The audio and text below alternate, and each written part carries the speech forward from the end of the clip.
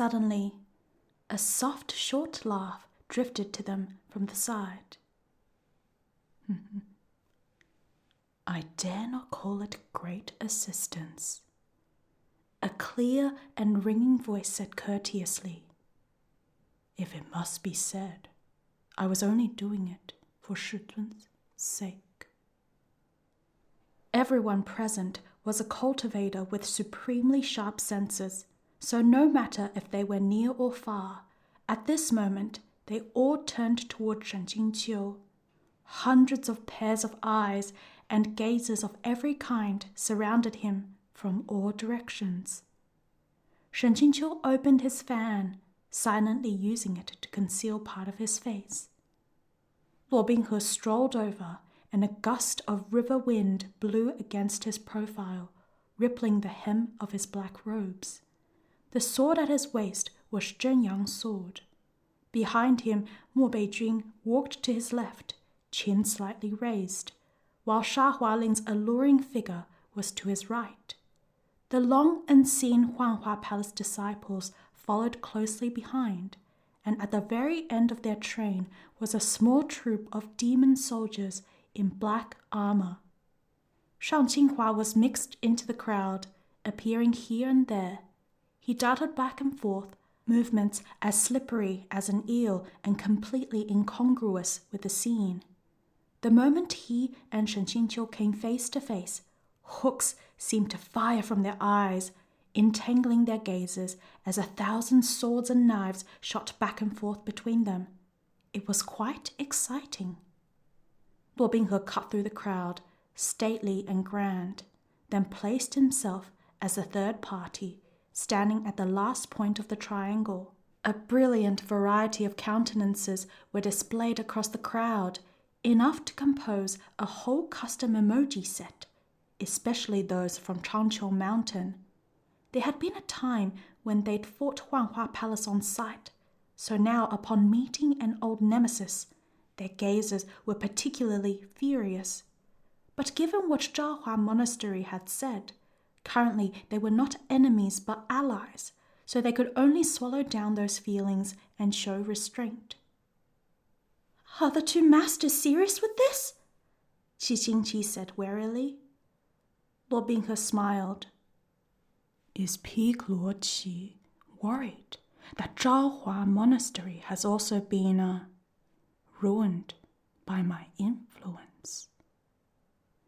As another tussle was about to break out, Shen Qingqiu hastily said, Of course, Master Wu Chen's words wouldn't contain falsehoods. As he spoke, it was like the hundreds of gazes that had originally diverted from him had been agitated, and one by one they all swept toward him again. Qi Jingqi glared at him viciously, her expression like that of someone who resented his uselessness, or of a parent upset with their daughter's child's boyfriend. Luo Binghe's gaze was fixed upon him, and he spoke as if no one else was present. Shizun, we haven't seen each other in so long. This disciple missed you dearly. Didn't we meet just last night? If anyone else said that they'd, quote, missed someone dearly, unquote, everyone on the scene would definitely break out in goosebumps. But Luo Binghe's setting was stuck on, quote, no matter what he says, people will never feel disturbed, unquote. So the crowd's attention failed to shift toward him. Shen Qingqiu, however, was personally experiencing the cold and judgmental stares of a crowd. It was all he could do to make a tactful sound of acknowledgement. A small smile lingered on Luo Binghe's lips. The southern and northern borders have been locked in an endless conflict. He continued, I am the leader of the northern border. We don't agree with this act of merger, and therefore this time we're willing to lend you our strength to join hands to repel the enemy. Watching Luo Binghe stand with his hands behind him, dignified and proper, who would have guessed that beneath this exterior was a personality of a young maiden, one who'd love to lie atop others while crying and acting spoiled. Who would believe it if you told them? Forgive this Yue's suspicions, but when we met at Donghua Monastery, we parted on unhappy terms. Yue Qingyuan said calmly.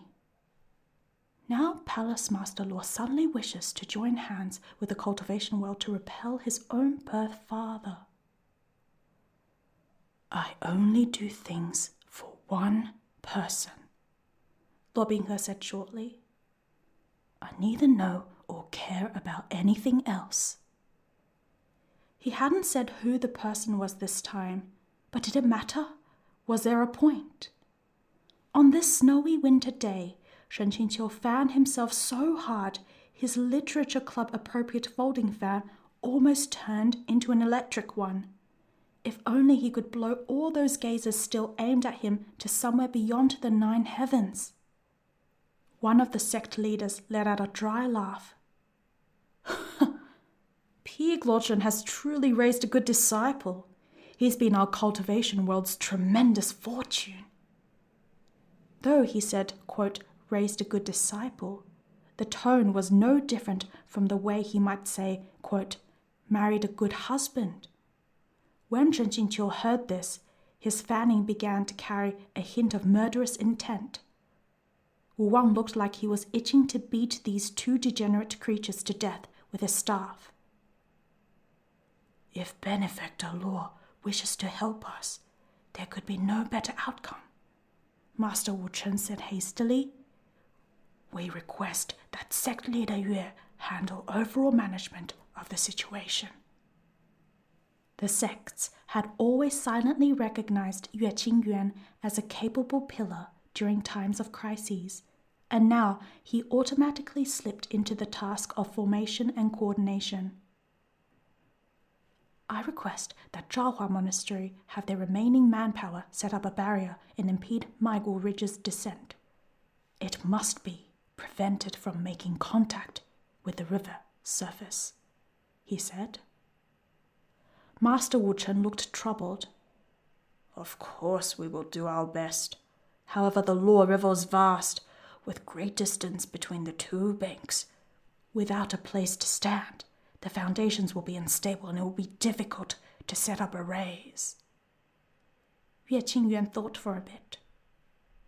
What if our peak's disciples support you with their swords? Could you set up the arrays in midair? No need to go to that much trouble, said Luo Binghe. He tilted his head without speaking, and Mo Beijing left the ranks by himself, walking to the riverbank. He stepped onto the water surface but did not sink. From where he stood, sturdy ice rapidly spread outward.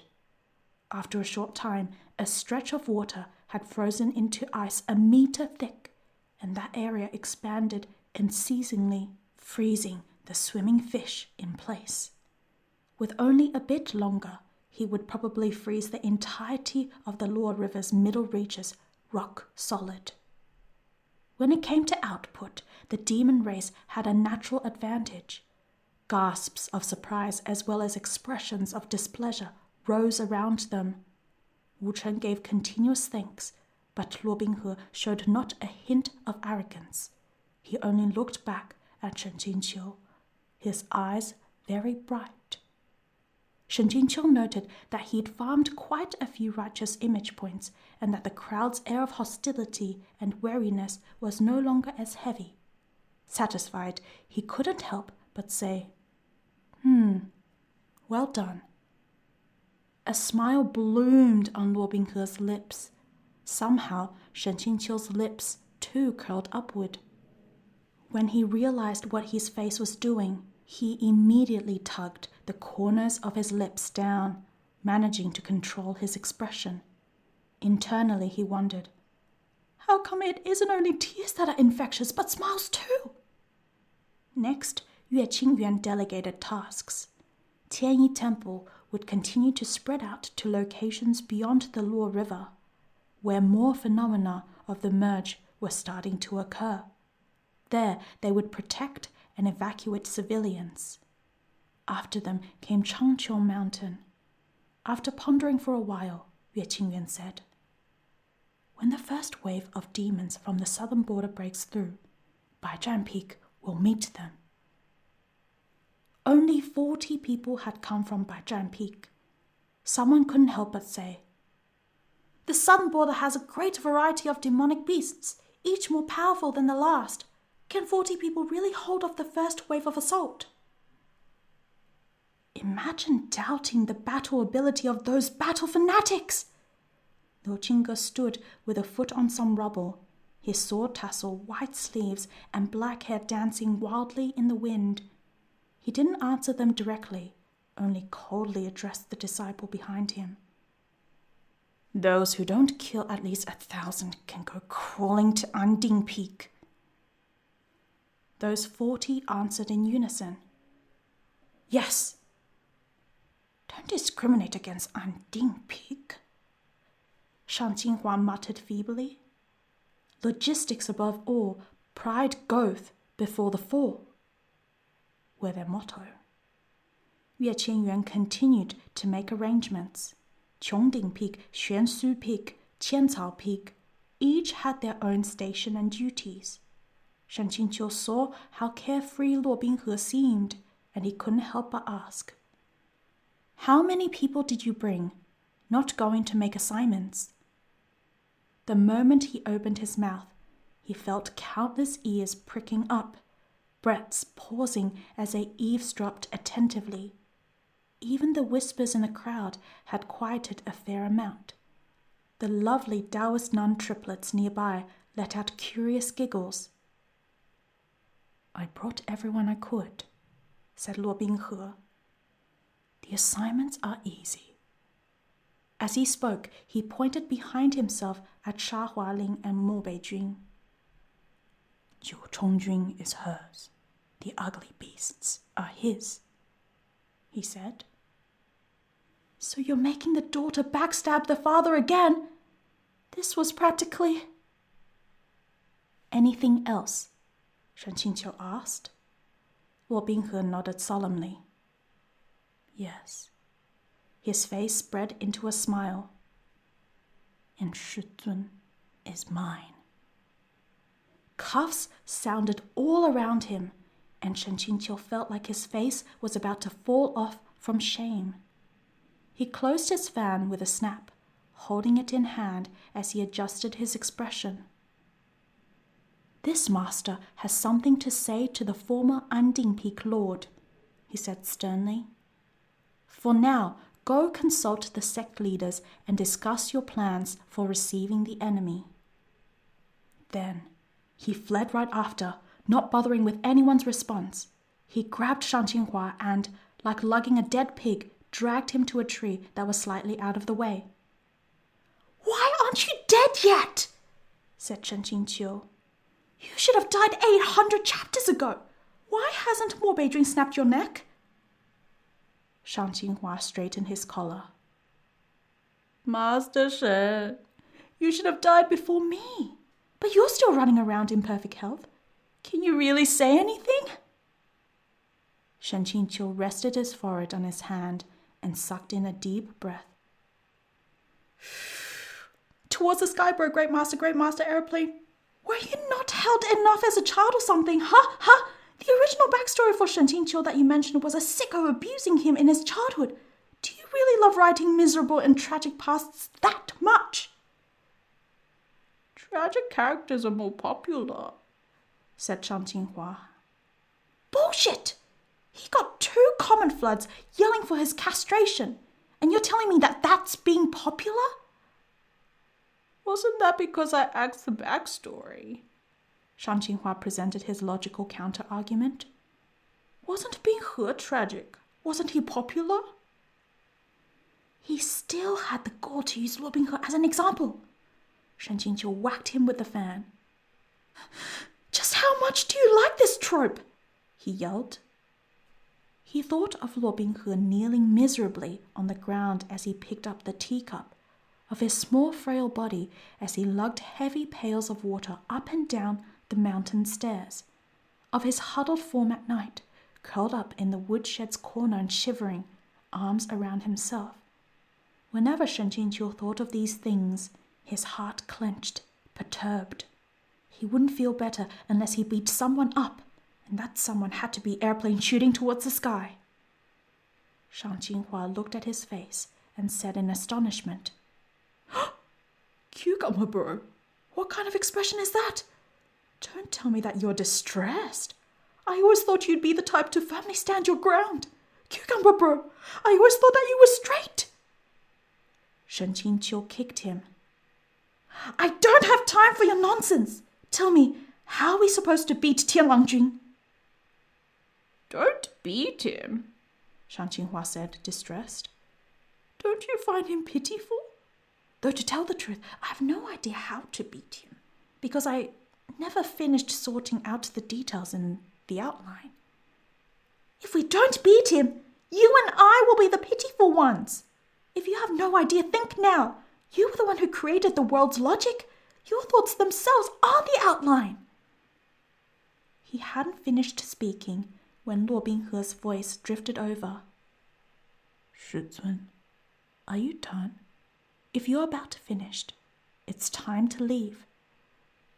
It hadn't even been 5 minutes. Shen Qingqiu quickly turned around. "Leave?" he asked.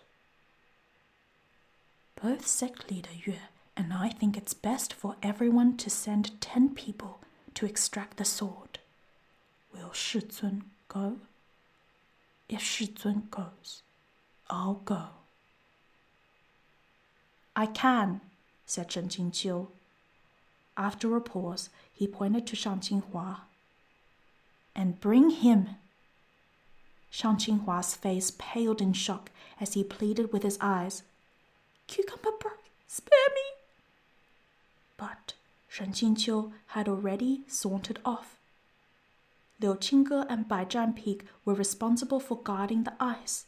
Shen Qingqiu passed by him, then suddenly doubled back and said, only partly insincere, "If he asks his disciples to kill 1,000, then Marshall Brother must be a role model and kill 10,000 himself."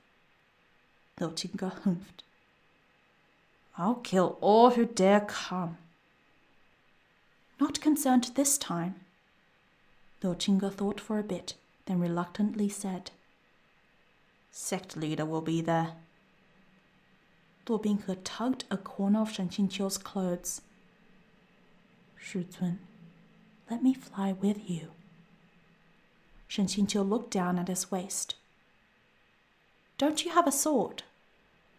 Now that he was only dealing with Shen Qingqiu, Luo Binghe immediately dropped his badass darkened demon lord facade. He said bashfully, "Lately, I've used too much demonic qi and not enough spiritual energy, so I kind of forgotten how." The remaining 10 or so people all looked toward them. Shen Qingqiu didn't want to drag this out.